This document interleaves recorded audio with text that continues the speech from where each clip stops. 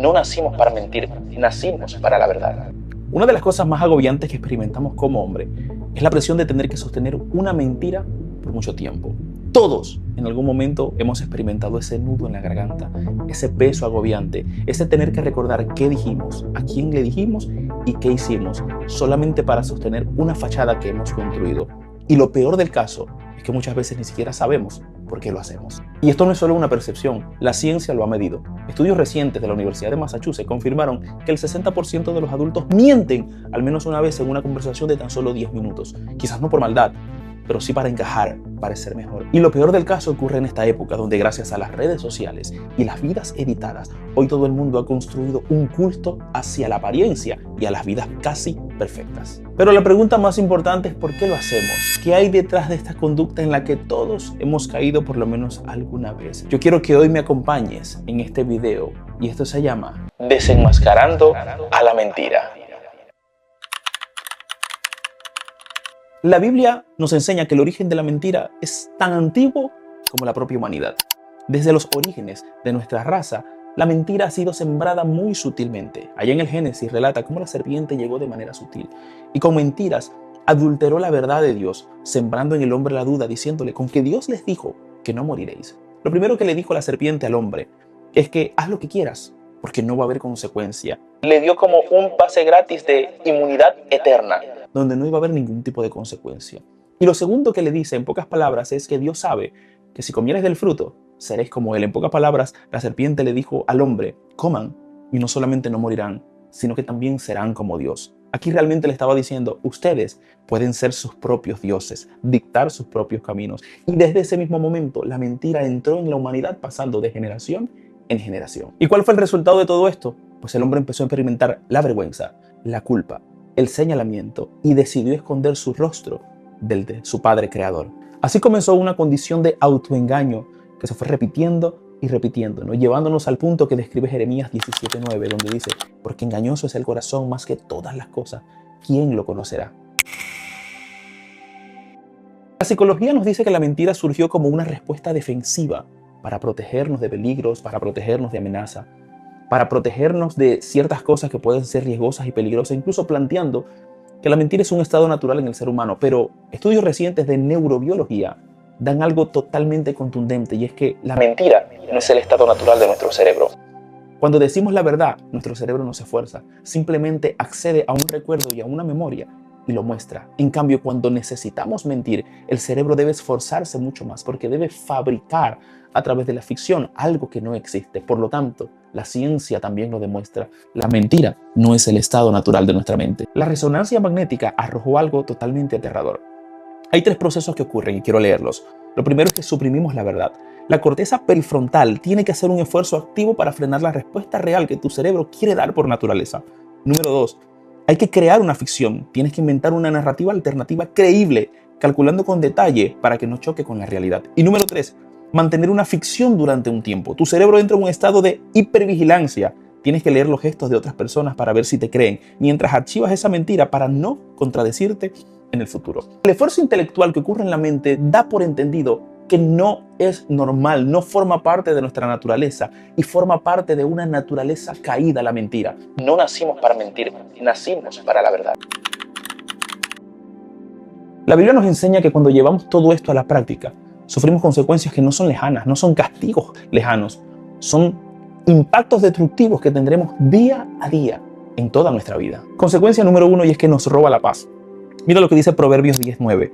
Dice, el que encamina en integridad anda confiado, mas el que pervierte su camino será descubierto. La integridad nos da libertad, nos da esa plena convicción de poder andar día a día tranquilo, sin nada que esconder y sin nada que ocultar. Pero cuando caminamos en la mentira, no hay nada más tenebroso que el peligro o la sensación de terror de ser descubierto, y nadie puede vivir en paz mientras tenga mentiras escondidas en su vida. Número 2, destruye nuestras relaciones y quiebra la confianza. Proverbios 26:28 dice, enseña que la lengua falsa lastima profundamente a quienes la rodean. Muchas veces el error es pensar que esas pequeñas mentiras que decimos que son piadosas, pero que de piedad no tienen absolutamente nada, no son destructivas. ¿Pero qué hacen? Quienes nos rodean, quienes nos más aman, empiezan a perder la confianza que tienen hacia nosotros. ¿Por qué?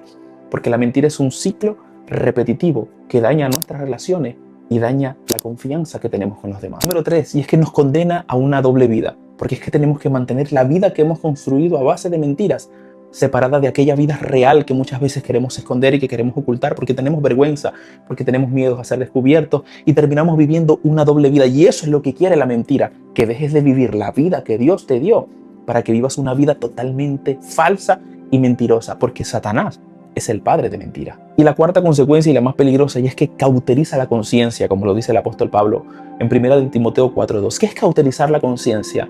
Es que ya no te importa, ya no te afecta. Ya mentir forma parte de tu vida diaria. Ya, así como al principio decíamos que la mentira no es el estado natural en el cerebro ha sido tan dañado y tan afectado que ya mentir se hace algo natural. Y este es el peor estado, porque ¿cómo puedes tener una conexión con Dios? ¿Cómo puedes recuperar tu propósito? ¿Cómo puedes vivir la vida que Dios te dio si en tu boca solo hay mentiras? Las Escrituras nos dan luz referente a este tema y ellas nos marcan el camino. Juan 8:32 lo dice perfectamente. Y conoceréis la verdad, y la verdad os hará libre. El problema es que creemos que la verdad es algo, y la verdad no es algo. La verdad es alguien, y es la persona de Jesús. Cuando realmente conocemos a la persona de Jesús en nuestra vida, empieza un proceso de desintoxicación de nuestra mente, que no es inmediato. No pasa por arte de magia, no ocurre porque nos tocaron con una varita mágica, no. Es un proceso diario de desintoxicación, donde el Señor, a través de su Santo Espíritu, empieza a cultivar la verdad en nuestras vidas. Y es difícil. Desde mi perspectiva personal, la principal lucha que tuve que afrontar en toda mi vida fue la tendencia a las mentiras. Desde muy niño la mentira me marcó.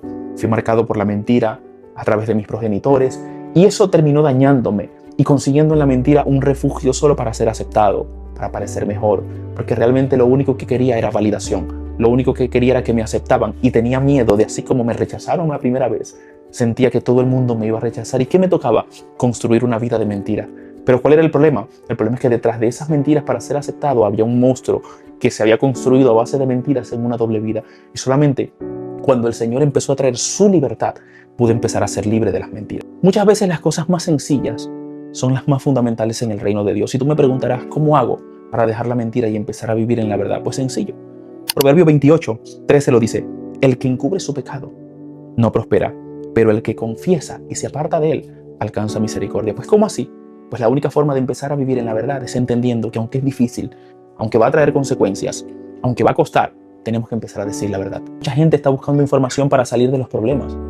Pero mira, por más que tú leas, por más que tú aprendas, si tú no aplicas el conocimiento, de nada sirve. Tú puedes comerte un libro de nutrición y eso no cambiará tus hábitos alimenticios. Lo que cambiará tus hábitos alimenticios es cuando tú decides decirle que no a la comida que te perjudica y empezar a decirle que sí a la comida que te sirve. Empezar a decir la verdad es el antídoto para salir de la mentira y entender que quizás la mentira te puede tapar algunas cosas, pero la verdad es lo único que te puede llevar a la victoria. Hay un pensamiento que me gustó un día y leí, es que aquel que se acostumbra por mucho tiempo a la oscuridad, cuando ve la luz, sus ojos se incomodan. Y al principio, decir la verdad será incómodo, pero no te preocupes, así como el ojo se adapta después de salir de la oscuridad para vivir en la luz, así también tu espíritu se va a adaptar para que la verdad sea lo normal y rechaces la mentira. Dios te bendiga y Dios te guarde.